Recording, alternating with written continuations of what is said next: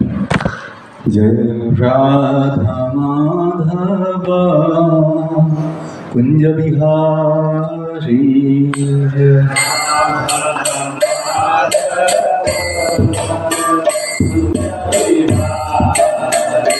जय राधा माधव कुंज बिहारी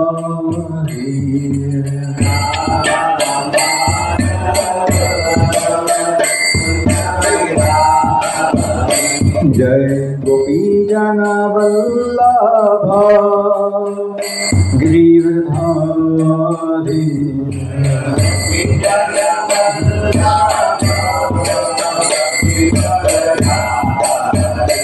जय गोपी जन वल्लभ गिरिधारी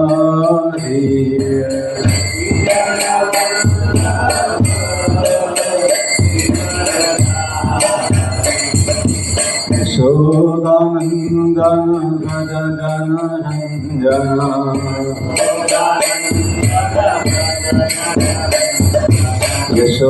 यशोदानन्दन भज जन रञ्जन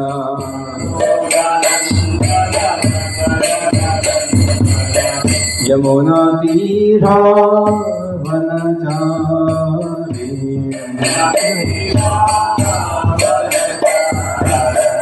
यमुना तीरा वनचारी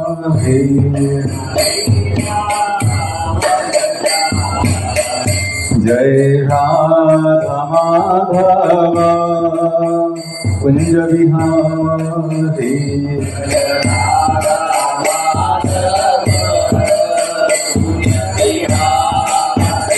जय राधा माधव कुंज बिहारी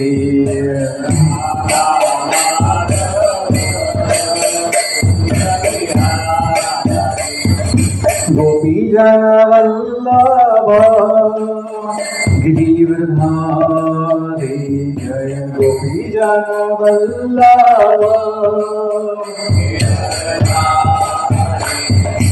गोपी जन वल्लभ गिरिधारी जय गोपी जन वल्लभ यशोदानन्दन भज जन रञ्जन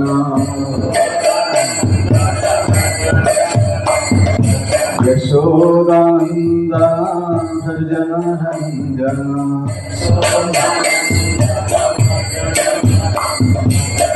यमुना तीरा वनचारी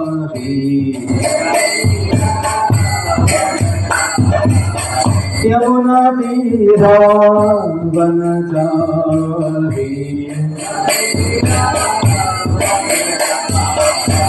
यमुना तीरा वनचारी यमुना तीरा जय राधा माधव कुंज बिहारी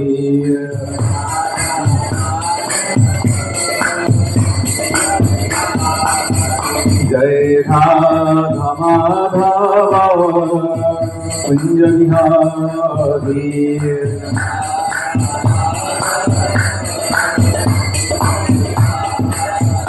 हरे Krishna Krishna Krishna Hare Hare Hare Ram Ram Ram Hare Hare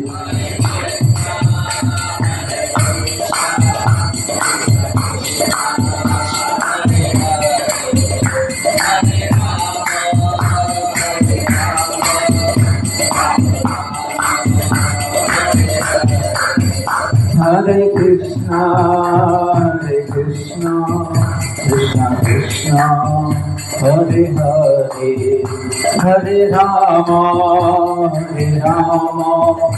Ram Ram Hare Hare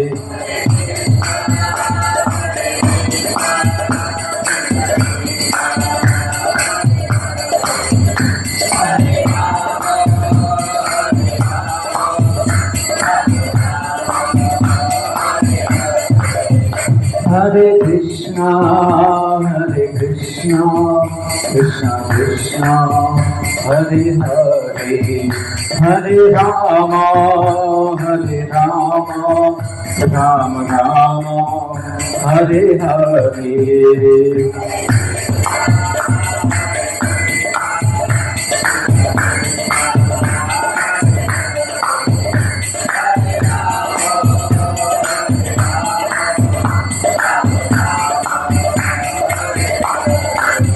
Jai Radha Damodar Radha Damodar Radhe.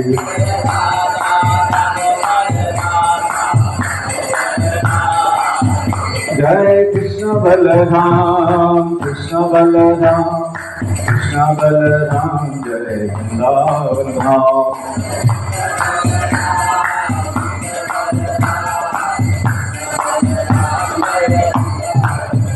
Jai Gaudanitai, Gaudanitai, Gaudanitai, Jai Gaudanitai.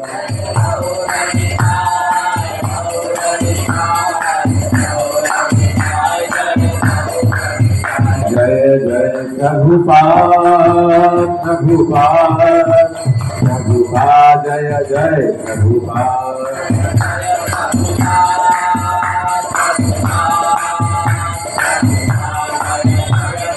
Jaya Jaya Gurudev, Gurudev, Gurudev, Jaya Jaya Gurudev, Gurudev.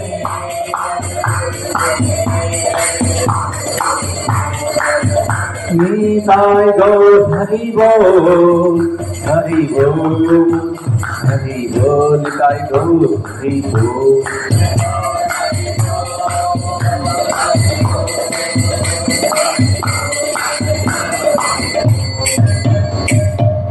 कलियुग पावन श्री नाम संकीर्तन की धृतराष्ट्र भागवत महापुराण की जगत गुरु स्वरूपाद की समवेत गौर भक्तवृंद की निताय गौर प्रेमानंदे।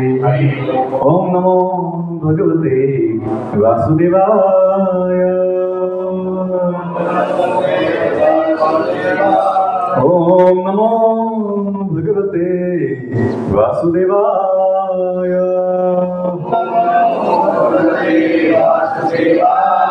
ओम नमो भगवते वासुदेवाय।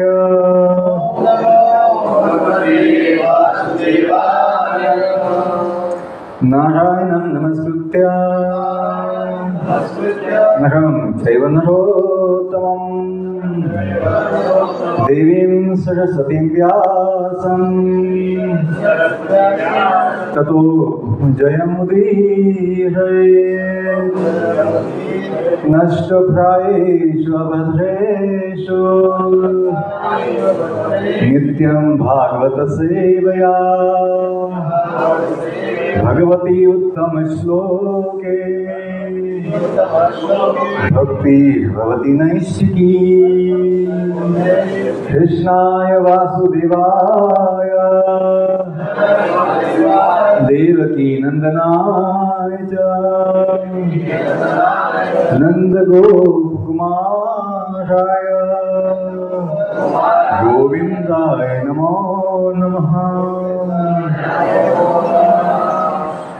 हरे कृष्ण। आपल्या सर्वांचं स्वागत आहे।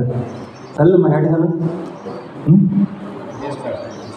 तर आपण श्रीमद भागवतचा पहिला स्कंद वाचतोय आणि अध्याय 1 आणि श्लोक संख्या 1 111। ठीक आहे, खूप महत्त्वाचा श्लोक आहे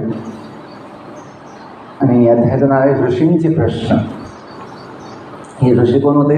नैमिषारण्यामध्ये 88,000 ऋषीमुनी एकत्र आले होते की कलियुगाचा जो प्रभाव आता येईल तो कसा कमी करता येईल, त्यासाठी सगळे ऋषीमुनींनी प्रयत्न केला होता आणि मग त्यांचे प्रश्न आहेत या अध्यायामध्ये। आपण आता श्लोक घेऊया जे श्रीमद भागवताचं मंगलाचरण आहे। ओम नमो भगवते वासुदेवाय। जन्मादस्य यतः अन्वयात् यतश्च अर्थेषु अभिज्ञा स्वराट् तेने ब्रह्मा हृदा यः आदिकवये मुह्यन्ति यत्सूरयः तेज वारि मृदां यथा विनिमयो यत्र त्रिसर्गा अमृषा धाम्ना स्वेन सदा निरस्त कुहकं सत्यं परं धीमहि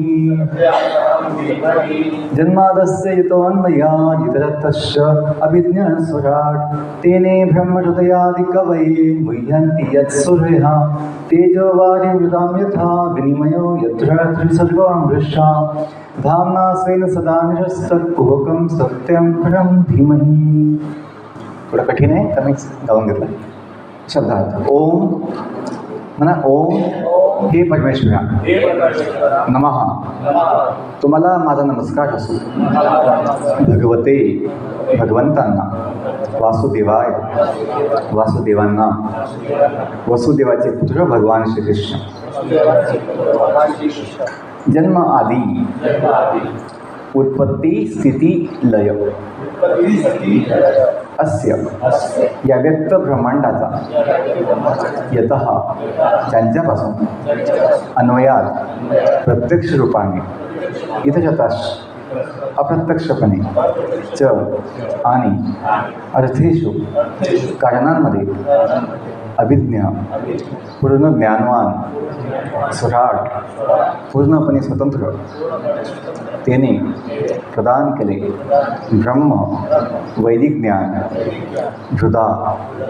हृदयामध्ये यह जो आदिकवय आदि पुरुष ब्रह्मदेवाला मुह्यंती मोहित होतात यत ज्यांच्याविषयी सूर्य महान ऋषी देवतागण तेज अग्नि वारी पाणी मृदा पृथ्वी यथा ज्याप्रमाणे विनिमया क्रियाप्रतिक्रिया यत्र जेथे त्रिसर्ग सृष्टीच्या 3 अवस्था अमृषा वास्तविक धामना दिव्य पार्षदांसह स्वेन स्वयं पूर्णपणे सदा नेहमी निरस्त अनुपस्थितीमुळे विरहित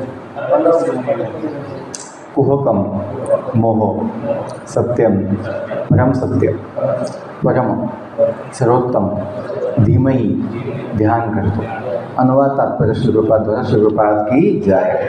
अनुवाद ते कोण म्हणत आहे? श्रील व्यासदेव भागवतम लिहायच्या आधी ते भगवंतांना प्रणाम करत आहे आणि मंगलाचरण जे काही 3 श्लोक म्हणत आहेत. तर पहिला श्लोक. हे प्रभो, हे वसुदेवनंदन श्रीकृष्णा, हे सर्वत्र स्थित वासुदेवा भगवंता, मी तुम्हाला सादर प्रणाम करतो. मी भगवान श्रीकृष्णांचे ध्यान करतो कारण ते परम सत्य आहे.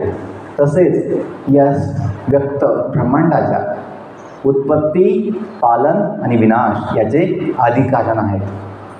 ते संपूर्ण सृष्टीचे प्रत्यक्ष आणि प्रत्यक्षपणे ज्ञाते आहेत, ज्ञानवान आहेत. त्यांच्या पलीकडे कोणतेही दुसरे कारण नाही. ते स्वतंत्र आहेत. त्यांनीच आदी जीव ब्रह्मदेवांच्या हृदयात वैदिक ज्ञान प्रदान केले. तेने ब्रह्म हृदय अधिकमे. त्यांच्यामुळेच देवता आणि ऋषीमुनी अग्नीमध्ये पाण्याचा भास व्हावा किंवा पाण्यावर जमिनीचा आभास व्हावा याप्रमाणे भ्रमात टाकले जातात. कारण हे जगत मायावी आहे. तर देवता ऋषीमुनीसुद्धा मायेने मोहित होतात काही वेळेस. त्यांच्यामुळेच प्राकृतिक गुणांच्या जे 3 गुण आहेत सत्व रज तमस, त्यांच्यामुळेच प्राकृतिक गुणांच्या क्षोभातून म्हणजे त्यांच्या मिलनामधून उत्पन्न झालेली भौतिक ब्रह्मांडे अशाश्वत असूनसुद्धा शाश्वत वाटतात, शाश्वत भासतात. हे ब्रह्मांड सगळं अशाश्वत आहे, पण असं वाटतं की हे शाश्वत. तर ते मायेचा प्रभाव आहे, 3 गुणांच्या माध्यमातून. ते भगवंत आपल्या भौतिक जगाच्या मायावी उत्पत्तीच्या पलीकडे असलेल्या दिव्यधामात शाश्वत स्थितीमध्ये विराजमान आहेत. मी त्या परमसत्य भगवान श्रीकृष्णांचे ध्यान करतो, असं कोण म्हणतं आहे? श्रील व्यासदेव, जे स्वतः भगवंतांचेच साहित्य अवतार आहेत. ते पुढच्या श्लोकामध्ये येईलच. धर्म प्रोदित कैतवत्र परमो निर्मत्सराणां सतां वेद्यं वास्तवम् अत्र वस्तु शिवदं तापत्रयोन्मूलं श्रीमद्भागवते महामुनिकृते किं वा परैश्वरः सद्यो हृदि अवरुद्धते अत्र कृतिभिः शुश्रूषि तत्क्षणात्. तर अनुवाद वाचतो मी. भौतिक हेतूने प्रेरित सर्व प्रकारच्या धार्मिक कार्यांना पूर्णपणे नाकारून, काय म्हटलं होतं, भौतिक हेतूने म्हणजे काय, आपल्या इंद्रियाच्या तृप्तीसाठी किंवा आपल्या मनाच्या आणि ह्या खोट्या अहंकाराच्या संतुष्टीसाठी भौतिक हेतूने प्रेरित सर्व प्रकारच्या धार्मिक कार्यांना सुद्धा पूर्णपणे नाकारून येथे हे भागवत महापुराण परमसत्याचे प्रतिपादन करते. हे परमसत्य केवळ विशुद्ध हृदयाच्या भक्तांनाच गम्य आहे, म्हणजे समजणे योग्य आहे. परमसत्य हे लोकहितार्थ, मायेपासून वेगळे केलेले वास्तविक सत्य आहे. हे सत्य 3 तापांचे निर्मूलन करते, 3 तापापासून मुक्ती देतं. तापत्रय उन्मूलनम, निर्मूलन. महर्षी व्यासदेवांद्वारा रचित हे सुंदर भागवत पुराण भगवत साक्षात्कारासाठी संपूर्णपणे परिपूर्ण आहे. म्हणून इतर शास्त्रांची काय आवश्यकता आहे? भागवताचा संदेश धार्मिक मनुष्याने तत्परतेने आणि एकाग्रतेने श्रवण करतात. या ज्ञानाच्या समर्थनाने परमेश्वर प्रभू तत्क्षणी त्याच्या हृदयामध्ये स्थापित होतात. आपल्या हृदयामध्ये काय होते? प्राणप्रतिष्ठा होते, भगवंताची स्थापना होते. पुढचा एक श्लोक घेऊ आपण, तोही महत्त्वाचा आहे. निगमकल्पतरोगलितं फलं शुकमुखात् अमृतद्रवसहितं पिबत भागवतं रसमालयं मुहुरहो रसिका भुवि भावुकः. ते आवाहन केलेलं आहे. काय आव्हान बघा आपल्यासाठी? हे तज्ज्ञ आणि विचारी मनुष्य हो, तुम्ही ह्या भागवताचे आस्वादन करा, त्याच्यामध्ये रुची घ्या. वैदिक साहित्य रूपी कल्पवृक्षाचे हे परिपक्व झालेले फळ आहे. श्री शुकदेव गोस्वामींच्या पोटातून निघालेले हे दिव्य अमृत आहे. म्हणून हे रसामृत जरी मुक्त पुरुषांसह सर्वांसाठी आधीपासूनच आस्वादनीय होते, तरीसुद्धा हे फळ आता अधिक गोड झालेले आहे. कशामुळे? शुकदेव गोस्वामींच्या स्पर्शामुळे. जसं एखादा आंबा असतो, फळ असतो, त्याला जर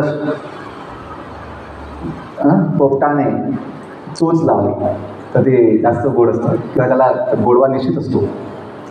तर हे तसं शुकदेव गोस्वामी, शुकदेव त्यांचं शुक नाव आहे, शुक. आणि ते दिव्य वाहक आहे, संदेश वाहक आहे. कुणाचे? श्रीमती राधा राणीचे. वृंदावन गोलोक वृंदावनमध्ये मोबाईलची आवश्यकता नाही, तिथे जिवंत संदेश वाहक आहे, जिवंत. तर इथे राधा राणीचा संदेश वाहक कोण आहे? पोपट आहे, अनेक पोपट. त्यातला एक प्रमुख पोपट कोण आहे? शुकदेव गोस्वामी, म्हणून नावच शुकदेव आहे. तर ह्या शुकदेवांनी हे श्रीमद भागवत, जे राधा आणि कृष्ण यांचं दिव्य लीलांचं स्वरूप आहे, आदानप्रदानाचं प्रेमाचं प्रतीक आहे, प्रेमाची लीला आहे, म्हणून हे भागवत त्यांनी आपल्या मुखातून बोलल्यामुळे अजून गोड झाले. ओमज्ञानतिमिरन्धस्य ज्ञानाञ्जनशलाकया चक्षुरुन्मिलितं येन तस्मै श्रीगुरुवे नमः। श्रीचैतन्यमनोभीष्टं स्थापितमेन भूतले स्वयं रूपा कदा मह्यं ददाति स्वपदान्तिकं। वन्देऽहं श्रीगुरो श्रीयुतापदकमलं श्रीगुरून् वैष्णवांश्च श्रीरूपां साग्रजातां सहगण रघुनाथान्वितं तं सजीवं साद्वैतं सावधूतं परिजनसहितं कृष्णचैतन्यदेवं श्रीराधा कृष्णपदान् सहगण ललिता श्रीविशाखान्वितं नमो विष्णुपदाय कृष्णपृष्ठाय भूतले श्रीमते भक्तिवेदांत स्वामिनिति नामिने। नमस्ते सरस्वती देवे गौरवाणी प्रचारिणे निर्विशेष शून्यवादी पाश्चात्य देशतारिणे। जय श्री कृष्ण चैतन्य प्रभु नित्यानंद श्री अद्वैत गदाधर श्रीवासादि गौर भक्तवृंद। हरे कृष्णा कृष्णा कृष्णा हरे हरे हरे राम राम राम हरे हरे। हरे कृष्णा कृष्णा कृष्णा हरे हरे हरे राम राम राम हरे हरे। हरे कृष्णा कृष्णा कृष्णा हरे हरे हरे राम राम राम हरे हरे। हरे कृष्ण। पुनश्च आपले स्वागत आहे आजच्या भगवद्गीतेमध्ये।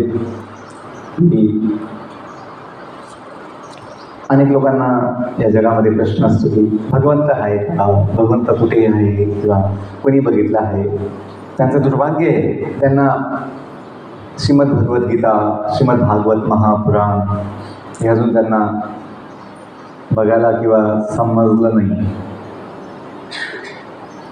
बघायला मिळालं नाही किंवा ऐकायला मिळालं नाही। प्रामाणिक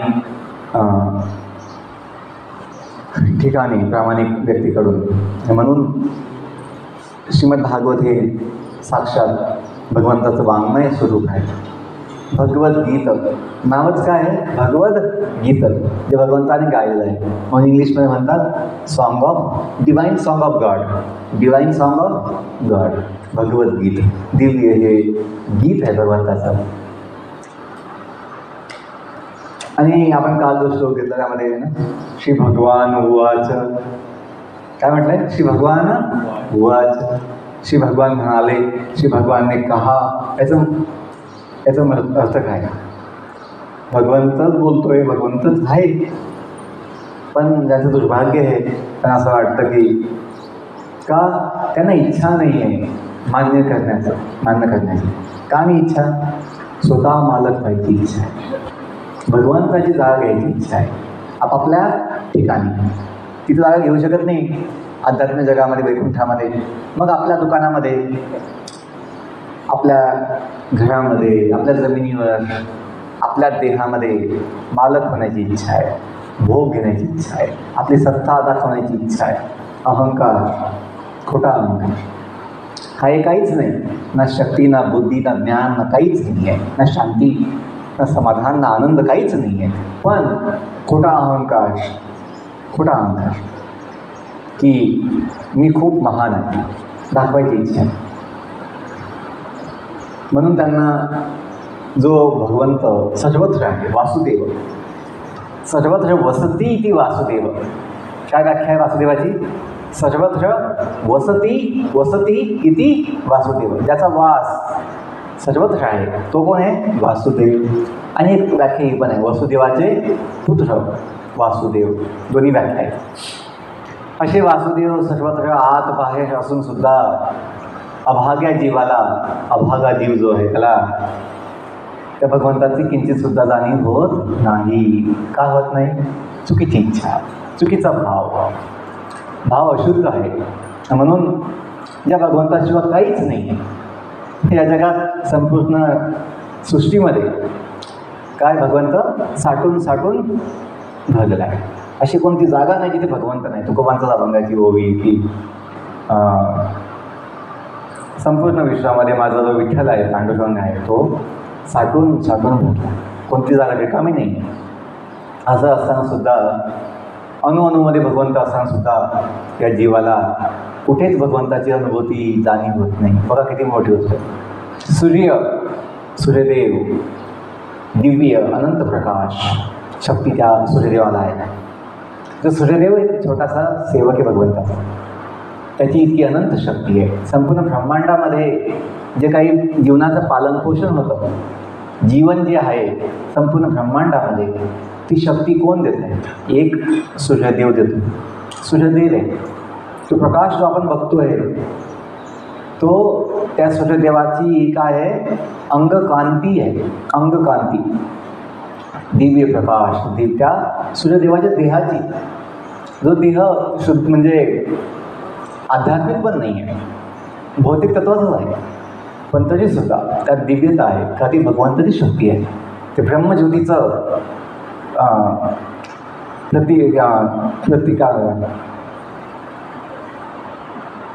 प्रतिबिंब आणि काय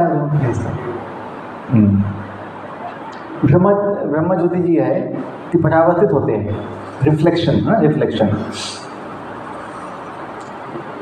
ती इतकी अनंत आहे, इतकी शुद्ध आहे. किती अपवित्र जागा असेल ती सुद्धा शुद्ध होते. कशाने? सूर्यदेवाच्या किरणांनी, प्रकाशाने. तर ज्याला भगवंताला बघायची इच्छा आहे तो भगवंताला सर्वत्र बघू शकतो. भगवंताने कितीच म्हटलं आहे, व्योमां पश्यति सर्वत्र सर्वंच मयि पश्यति, की जो मला सर्वत्र बघतो आणि सर्व काही माझ्यामध्ये बघतो. व्योमां पश्यति सर्वत्र सर्वंच मयि पश्यति, आणि सर्व काही माझ्यामध्ये बघतो. जसं आपण समजा दर्शन घेतो, दामोदर दिसायला खूप लहान दिसतात दामोदर, पण जसं यशोदा मातेने जेव्हा कृष्णाने माती खाल्ली का ते बघण्यासाठी तोंड उघडलं, तर छोट्याशा तोंडामध्ये काय दिसलं? मुखामध्ये यशोदा मातेला अनंत कोटी ब्रह्मांड दिसले.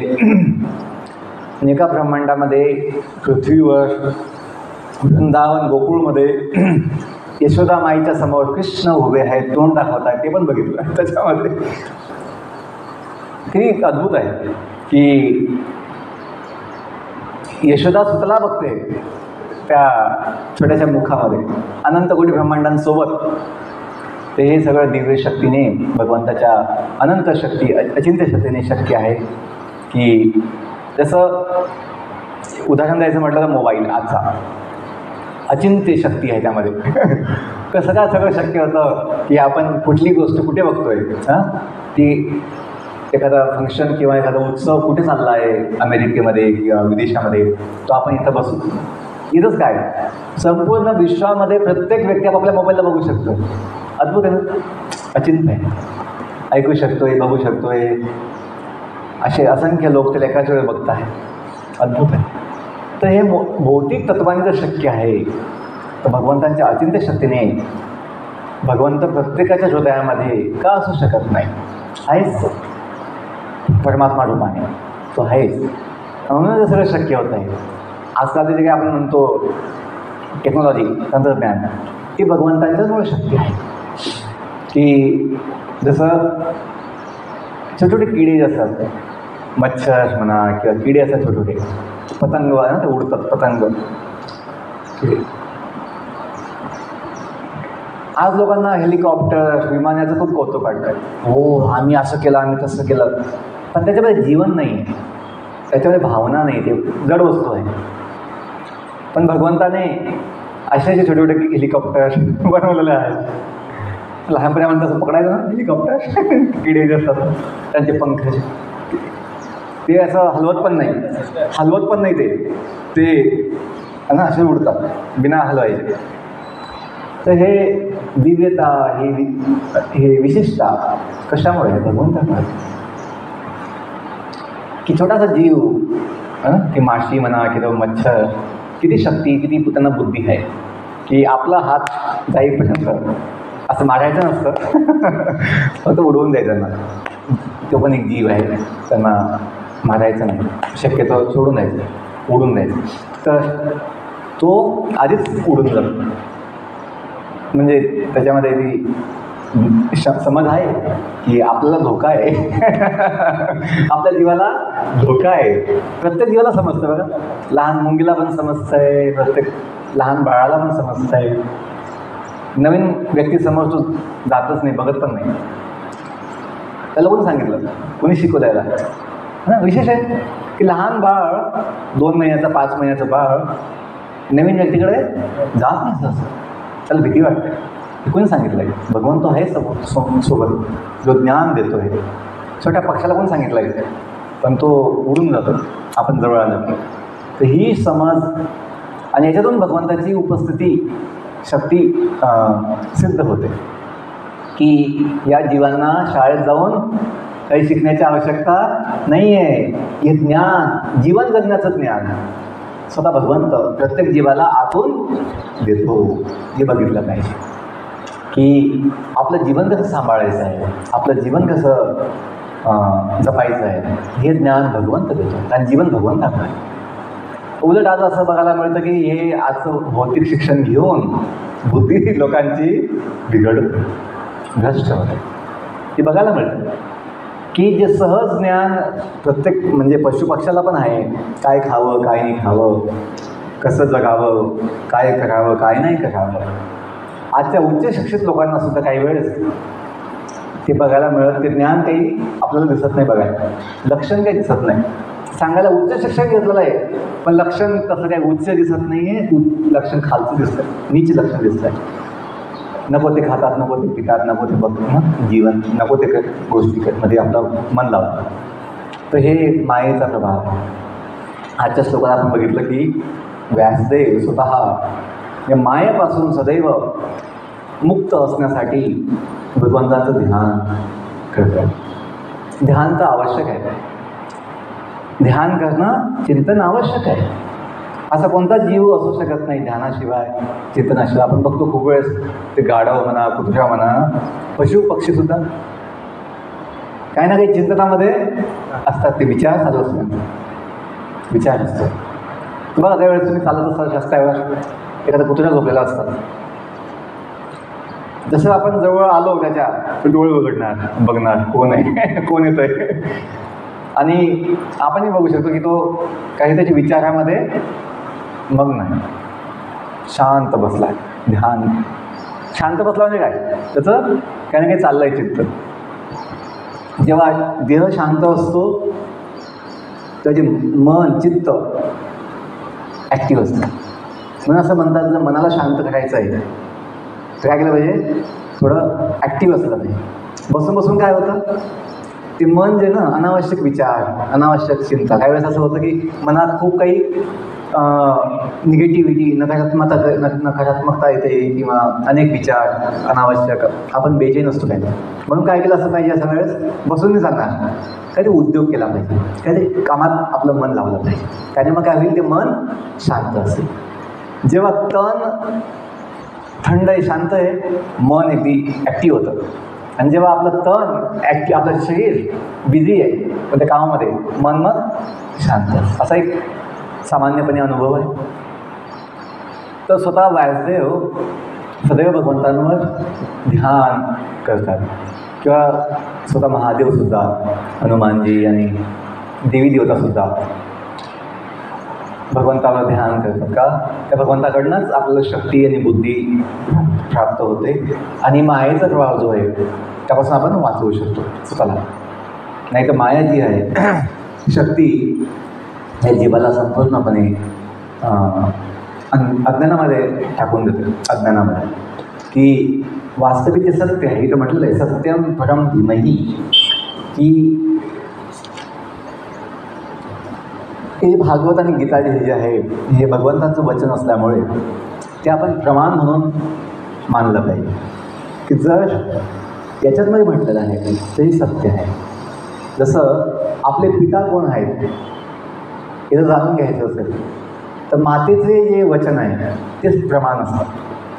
आपली माता जी म्हणेल तुझे पिता हे आहे, तर ते आपला प्रमाण असतं, ते पण मानलं पाहिजे, मानतो आपण. तसंच हे जे साहित्य आहे वेद, उपनिषद, वैदिक साहित्य याला म्हटलं गेलं माता. ही माता वेदमाता, ही जे दिव्य ज्ञान आहे ही माते समान आहे. श्रुती, स्मृती, पुराण की जे आपल्याला आपले पिता कोण आहे याचं ज्ञान देतं. म्हणून हे शब्द प्रमाण अतिशय आवश्यक आहे आपण समजण्यासाठी. आपण जर याच्यावर शंका घेतली, आपल्या मातेच्या वचनावर शंका घेतली, नाही नाही नाही तू खोटं बोलतोय असं जर म्हटलं, मग आपल्याकडे दुसरा उपाय काय? मी तपासणार, काय तपासणार कसं शोधणार? अशक्य आहे. मातेच्या वचनाशिवाय दुसरा उपाय, दुसरा पर्याय नाही. जसंच गीता आणि भागवत, वेद आणि उपनिषद शिवाय भगवंताचं ज्ञान घ्यायला दुसरा उपाय नाहीच आहे. तर म्हणून हे आपण सामान्यपणे समजून घेतलं पाहिजे की जर हाच एक उपाय आहे तर आपण बुद्धिमान बनून किंवा बुद्धिमानाप्रमाणे आपण हे विश्वास ठेवला पाहिजे. ज्याच्यात विश्वास आला की हे वचन सत्य आहे, भगवंत माझ्या हृदयामध्ये आहे, तर तो गावी निश्चिंत हो. तर सर्वशक्तिमान भगवंत परमात्मा रूपाने माझ्यासोबत हृदयामध्ये माझ्यासाठी आहे, माझ्या कल्याणासाठी आहे, माझी वाट बघतोय, तर मला दुसरीकडे जायची आवश्यकता नाही आहे, चिंता करण्याची आवश्यकता नाही आहे, मला दुःखी होण्याची आवश्यकता नाही. ज्या भगवंतासोबत आहे, जो माझा मूळ संबंध आहे, या जगातले संबंध आता कसे होते, ते काही टिकणार नव्हतेच कधी. त्याच्यामुळे त्याचा असं विचार नाही केला पाहिजे. आपलं होतं काय, जेव्हा आपला मूळ संबंध भगवंताशी आपण जोडत नाही, भगवंताच्या जवळ येत नाही, मग हे संबंध आपल्याला खेचतात, आपल्याकडे फोडतात. चूक कुणाची? आपली आहे. आपला जो मूळ संबंध आहे, नित्य संबंध आहे, तो आपण जोडत नाही आहे, समजून घेत नाही आहे, तो मानत नाही आहे. मग काय होईल? या जगाचे संबंध, देह संबंध आपल्याला ओढतील आणि मग दुःख देतील. तो उपाय काय? हाच की ह्या दुःखांपासून, ह्या चिंतेपासून, ह्या बेचैनीपासून जर स्वतःला मुक्त ठेवायचं आहे, तो आपण ज्याचे आहोत मूळ रूपाने त्याचं बनलं पाहिजे, त्याच्यासाठी आपण जवळ गेलं पाहिजे. जसं अंधार केव्हा प्रकट होतो? अंधार प्रकट तेव्हा होतो जेव्हा प्रकाश नाही आहे. तसंच जेव्हा आपला संबंध भगवंताशी आपण जोडला नाही आहे, मग हे संबंध आपल्याला बेचैन करणार. बघा, जेव्हा भगवान श्रीकृष्णांनी वृंदावन सोडलं आणि मथुरा गेले, द्वारका गेले, त्या गोपी अतिशय दुःखी झाल्या बाह्य रूपाने, पण त्यांच्या चेतनेमध्ये सदैव त्या दिव्य आनंदामध्ये होत्या. हे कोणी बघितलं? उद्धवाने बघितलं. जेव्हा उद्धव आलं ते संदेश घेऊन वृंदावनमध्ये, त्यांना वाटलं मी त्यांना ज्ञान देईल पण ते बघितलं की या गोपी तर माझ्यापेक्षा काही पटीने महान भक्त आहेत आणि भगवंताच्या चिंतनामध्ये, दिव्य आनंदामध्ये मग्न आहेत. त्यांना काही माझ्या ज्ञानाची आवश्यकता नाही आहे असं वाटतं बाहेरून बघायला. या खूप दुःखी आहे, पण या दुःखी नाही आहे असं बाहेर दिसतंय, रडत आहे, पण ते प्रेमाचं लक्षण आहे. ते दिव्य आनंदामध्ये इतक्या भावविभोर आहेत. हे उद्धवाचं अनुभव होता. उद्धवाचा या जगात असं वाटतं उलटं, हा किती सुखी आहे, हा किती आनंदी आहे, किती याचं ना फोटोमध्ये स्माईल आहे ना, हसरात, हा खूप सुखी दिसतोय, आनंदी दिसतोय. उलटं असतं. बाहेर वाटतं खूप सुखी आहे, गाडीमध्ये फिरतोय, फोटो काढतोय, व्हॉट्सअपला टाकतोय, स्टेटस टाकतोय. आज काय असतो? दुःखी असतो. उलट आहे ना दिव्य धामामध्ये, वृंदावनमध्ये जीव वाटतं दुःखी आहे, रडतोय. चैतन्य महाप्रभू जगन्नाथच्या रथयात्रेमध्ये दिव्य आनंदात नाचायचे आणि त्याच्या डोळ्यातून दिव्य अश्रू व्हायचे. असं म्हणतात की ते नदीप्रमाणे व्हायचे, किंवा इंजेक्शनचं जसं हे असतं ना सिरिंज, अशा त्यांच्या अश्रुधारा व्हायच्या. प्रेमाचं लक्षण आहे की आनंद अश्रू. आणि ह्या जगामध्ये उलट बघायला मिळतं. त्या व्यक्ती दिसतोय बाहेर खूप हसतोय, नाचतोय, पण आत खूप दुःखी असतो. तर मायेचा प्रभाव असा आहे की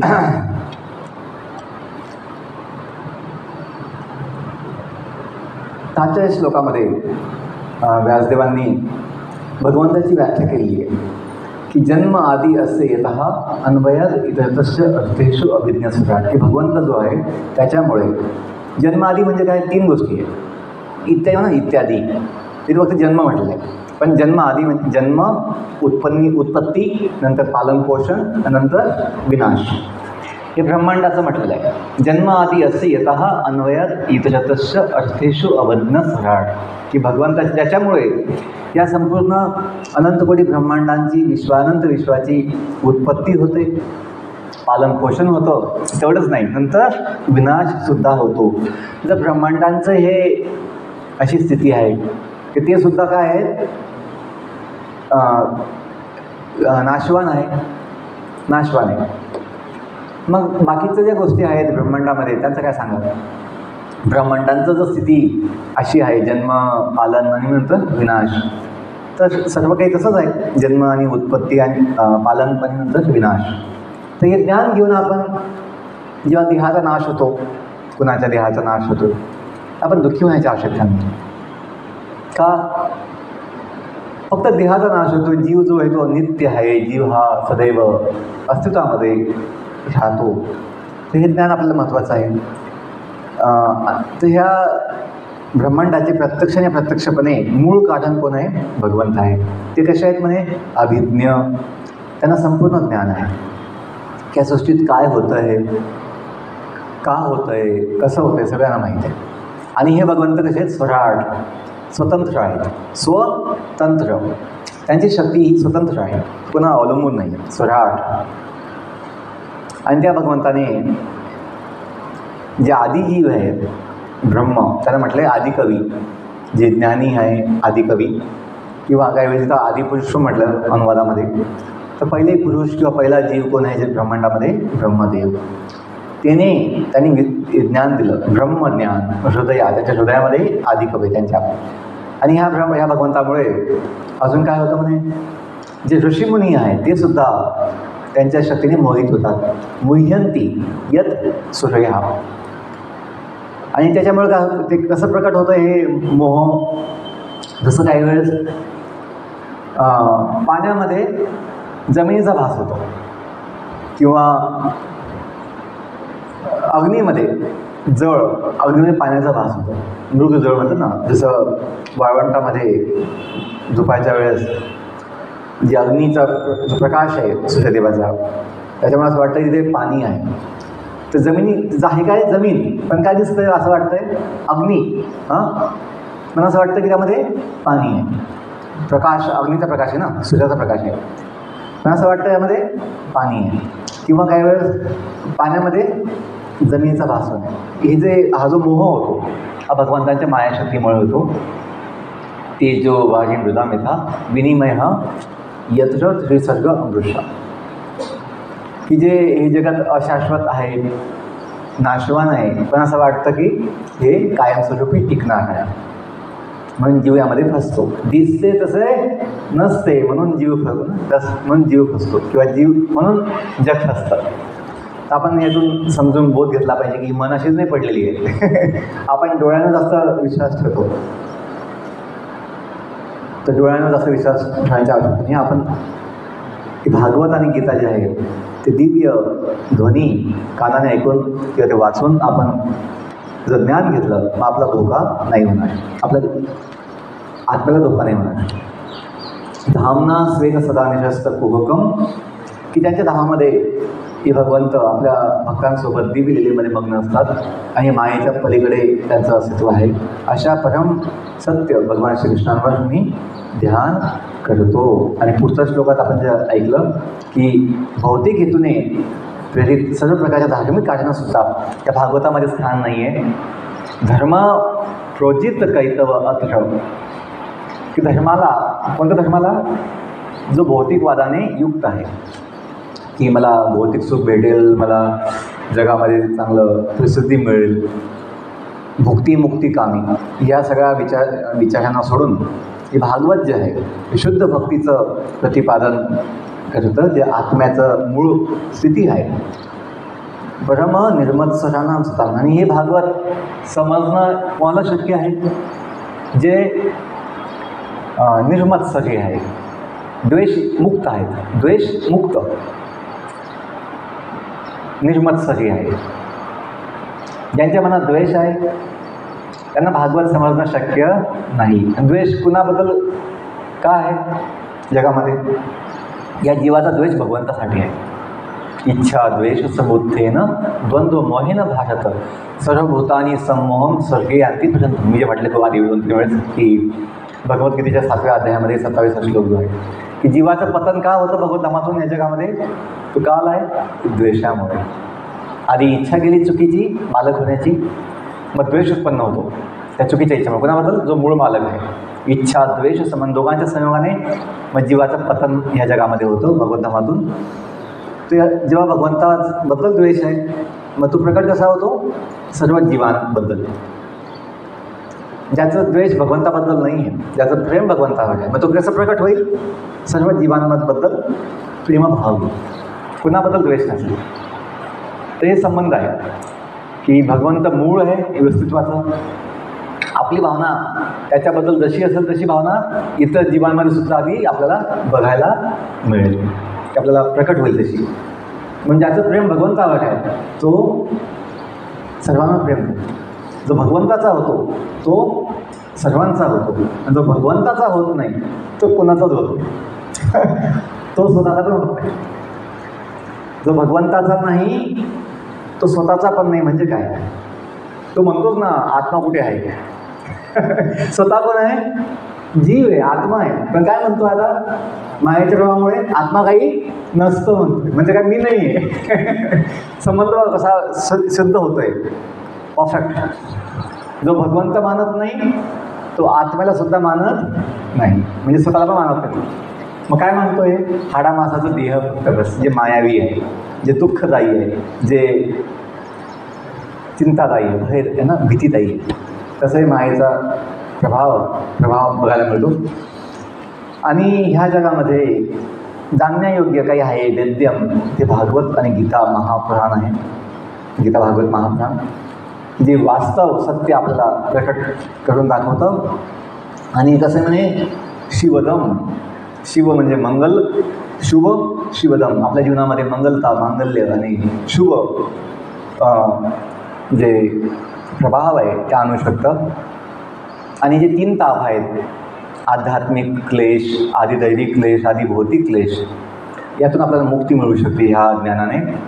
आणि भागवत कसं प्रकट झालं आहे? श्रीमद भागवते महामुनी कृते. की महामुनी जे आहेत व्यासदेव त्यांनी हे प्रकट केलेलं आहे. म्हणून दुसऱ्या कोणत्या शास्त्राची आवश्यकता नाही. तसं गीतेबद्दल सुद्धा सांगितलं आहे की गीता ही साक्षात भगवंतानेच सांगितल्यामुळे गीता आणि भागवत असं समान आहे की ते जर आपण स्वीकार केला ते ज्ञान आणि तसं जीवन जगलो तर बाकी कोणतंही शास्त्र असण्याची आवश्यकता नाही आहे. तर शेवटचं हे की सद्य हृदय अभृद्ध. याने काय होईल? तत्क्षणी सद्य ही अवश्य आपल्या हृदयामध्ये काय होईल? भगवंताची स्थापना होईल. हृदय अभृद्धते अत्र कृतीभी. ज्या भक्तिभावनाने आपल्या हृदयामध्ये भगवंताची स्थापना होईल. कधी? तत्क्षणी. जेव्हा आपण ज्ञान घेऊन इच्छा केली काय की मी सेवा केली पाहिजे, भगवंताचा सेवक आहे, हे जर आपण मान्य केलं. लोकांना जॉब पाहिजे, लोकांना उद्योग पाहिजे, लोकांना सॅलरी पाहिजे आणि चांगली पाहिजे, परमनंट पाहिजे, चांगलं मोठं पेमेंटची पाहिजे. पण भगवत भक्तीशिवाय मोठा जॉब कोणताच नाही आहे. सवयी पुंसाम परो धर्म येतो भक्ती अदोक्षते अहितुकी अप्रतिहता. ये आत्मा सुप्रसिद्धती. ज्याने काय होईल? आत्म्याचं संपूर्ण समाधान होईल. जे कोटी कोटी कमवून होणार नाही. केवळ कमवायचं आहे थोडंफार, पण केवळ त्याने सुख नाही भेटणार. ते आवश्यक आहे जगायला, पण त्याच्यात सुख नाही आहे. सुख आहे आपल्या आत्म्याला भगवंताजवळ आणण्यामध्ये, जोडण्यामध्ये. तर ठीक आहे. आणि शेवटचं जे आपण श्लोक घेतला, निगमकल्पतरो गलितम फलम शुकमुखाद अमृततरव संयुतम पिबत भागवतम रसमालयम मोहरवो रसिका भुवी भावुका. की भागवतने भक्तांना काय म्हटलं आहे? रसिक भक्त म्हटलेलं आहे. रसिक जे या दिव्य रसाचं काय करतात, पान करतात आणि आस्वादन करतात. की रसिक भक्तांनो, विचारी मनुष्यांनो, तुम्ही या भागवताचं जे दिव्य ज्ञान आहे त्याचं तुम्ही पान करा. जसा आंब्याचा रस, आमरस आपण खूप आनंदाने आपण त्याचा स्वाद घेतो किंवा त्याचा पान करतो, रसपान. तर पिबत भागवतम रसमालयम, काय म्हटलं, पिबत, तुम्ही प्या म्हणे. तुम्ही हे खाण्याची आवश्यकता नाही आहे, ऐकले, तुम्ही पिबत भागवतम रसमालयम. कधी आणि किती वेळ, कायमसाठी, नेहमी. का, हे संपणार नाही आहे. याचा असं आंब्याचा रस संपून जातो भांड्यामध्ये कमी होऊन जातो, पण भागवतचा रस तो दिव्य रस तुम्ही कितीही वाटला, तुम्ही कितीही पिला, तुम्ही कितीही वाटला, तो कमी होत नाही, तो वाढत जातो. म्हणून म्हटलंय पिबत भागवतम रसमालयम मोह रहो रसिका भुवी भावुकः. का, हा दिव्य रस शुकदेव गोस्वामी स्वतः आस्वादन केलेलं आहे, त्याच्यामुळे ते अजून गोड झालेलं आहे. खूप धन्यवाद. हरे कृष्णा कृष्णा कृष्ण हरे हरे, हरे राम राम राम. या संपूर्ण भागवतचं गीतेचं जे सार आहे तो शेवटच्या श्लोकामध्ये प्रकट झाला आहे की नाम संकीर्तनम यस्य सर्व पाप प्रनाशनम प्रणामो दुःख शमनस्तम नमामि हरिम परम. की नामसंकीर्तन असं ज्या भगवंतांच्या नामसंकीर्तनामुळे काय होतं, सर्व पाप प्रनाशनम. आणि प्रणाम, त्यांना प्रणाम केल्याने काय होतं म्हणजे प्रणामो दुःख शमन, दुःखाचं शमन होतं. प्रणाम दुःख शमनस तम नमामि हरिम परम. अशा त्या भगवान श्री हरींना मी नमस्कार करतो, सादर वंदन करतो. असं भागवतचं शेवटचं श्लोक आहे. नामसंकीर्तन मिळते. आणि प्रभुपादांच्या कृपेने इस्कॉनमध्ये आपल्याला पहिल्या दिवसापासून काय मिळतं, नामसंकीर्तन. तत्त्वज्ञान माहिती नसेल समजा, जसं एखाद्या मुलाला, लहान मुलाला औषध काय घेतोय ते माहीत नसतं, पण औषध घेता घेता काय होतं, रोग बरा होतो. तसंच आपला जो भवरोग आहे, भवरोग जे काम, क्रोध, लोभ, मोह, मद, मत्सर ह्या 6 विकाराने आपण त्रस्त आहे, दुःखी आहे. अशा 6 या विकारामधून आपण मुक्त होऊ. कशाने, नामसंकीर्तनाने. न कळतसुद्धा आपल्याला ज्ञान जास्त नाही आहे, पण आपण भाग घेतो आहे. कशामध्ये, संकीर्तनामध्ये भाग घेतो आहे, आपण गातो आहे, आपण वाजवतो आहे, संकीर्तनात भाग घेतो आहे. ही भगवंताची दिव्य शुद्ध भक्ती आहे, ज्या ह्या औषधाने, दिव्य औषधीने आपला भवरोग कायमचा नष्ट होईल. हे खूप आपलं भाग्य आहे जीवाचं कलियुगामध्ये, की ज्ञान जास्त असू शकत नाही लोकांना, सगळ्यांना, पण त्याची आवश्यकता पण नाही आहे. जर त्याने नामसंकीर्तनानं भाग घेतला तर दिव्य आनंदाची अनुभूती होऊन जाईल. खूप धन्यवाद. हरे कृष्णा कृष्ण कृष्ण हरे हरे, हरे राम राम राम. खूप धन्यवाद. आपण काल बघितलं की तिथे लहान मुली ज्या आहेत त्यांना काही जास्त ज्ञान नाही आहे, पण नाम संकीर्तन असं चाललं आहे, ते टाळ्या वाजवत आहे, नाचताय, हसतायत. हे काय, त्याचं प्रमाण आहे की जीव आनंदी होतो, त्याला दिव्य आनंदाची अनुभूती होते. लहान लहान मुलांना सुद्धा त्याचं प्रभाव बघायला मिळतो, हो की नाही. त्यांना काही जास्त ज्ञान समजणार नाही, बोलता आता काही येतच नाही, पण अनुभव घेता येतो दिव्य आनंदाचा. तर हे शक्ती भक्तीची आहे, ती सर्वांना शक्य आहे, नामसंकीर्तन. म्हणून आपण जास्तीत जास्त आपल्या घरात सुद्धा कमीत कमी सकाळी 10 मिनटं, संध्याकाळी 10 मिनटं, जे 5-6 लोक आपल्याकडे जे काही असतील, 2-3 लोक, 5 लोक आपल्या कुटुंबामध्ये, त्यांना बसवून ते मोबाईल बंद ठेवून काही वेळ नामसंकीर्तन केलं पाहिजे, आणि आपले संबंध गोड होतील, जीवनामध्ये आनंद येईल, असा आमचा अनुभव आहे. हरे कृष्ण. एक माझा प्रश्न असेल तर मला वैयक्तिक भेटू शकतो. श्रीमद भागवत महापुराण की जय, श्री शारदा दामोदर भगवान की जय, जगत गुरु श्री गोपाल की जय, यथाई दोष प्रेमानंद. हरे कृष्ण.